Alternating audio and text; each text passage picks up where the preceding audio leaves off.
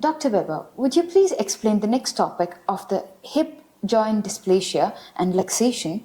Can you please explain the reason why this disease occurs so often in this region? Sure.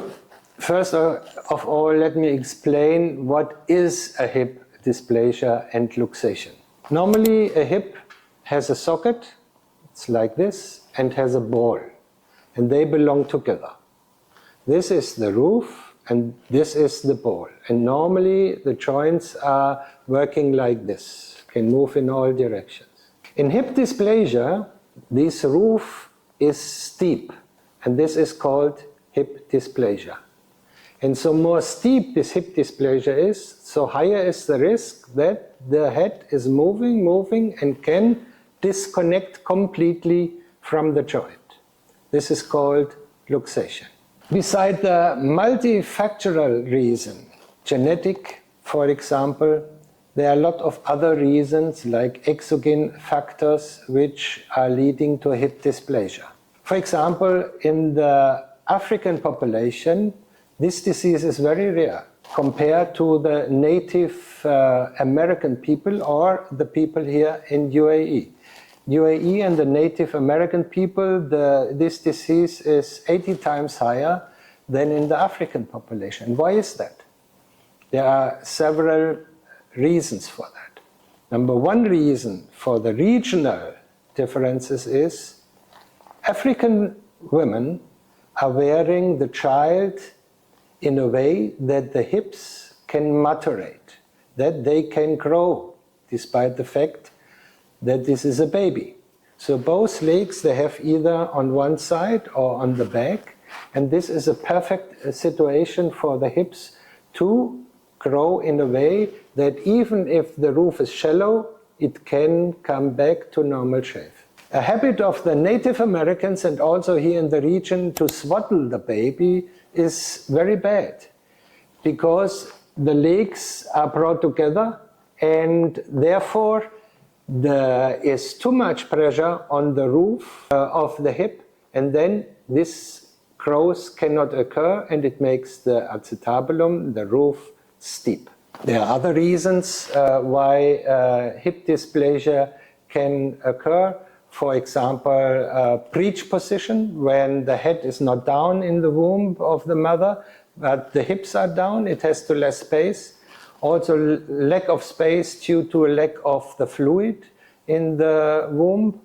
And also some other reasons where, for example, girls are more affected than boys. This has a hormonal factor. So there are a lot of different reasons why this can happen. Second main reason why there is high occurrence of the hip dysplasia in the region is that there is no ultrasound screening. With the ultrasound screening, these hip dysplasia can be detected very precise and very easily. And the ultrasound is much better even than the clinical examination, where you also in the mild form of the hip dysplasia, you can't detect it. So very important is to have an early ultrasound detection. Quick after the birth, the baby should be having ultrasound of the hip to check if there is a dysplasia. Because the ultrasound detection has to follow the technique of Graf. This is the only real reliable technique where you get the best results and the best reliable results. So the main importance of the ultrasound screening is to detect the hip dysplasia or the luxation directly after the birth, and in order to treat it as soon as possible.